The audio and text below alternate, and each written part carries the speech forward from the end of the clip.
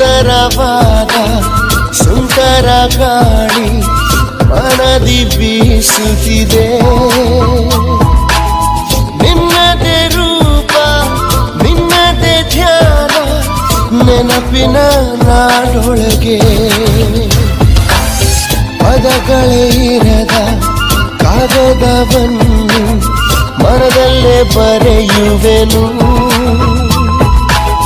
ಕದಗಳೇ ಇರದ ಕನಸಿನ ಊರಿಗೆ ನಿನ್ನನ್ನು ಕರೆಯುವೆನು.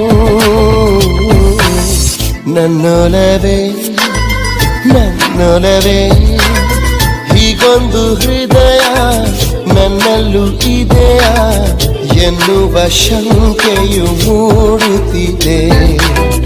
ಅಂಗದ ಅಂಜಿಕೆ ಕಾಡುತ್ತಿದೆ.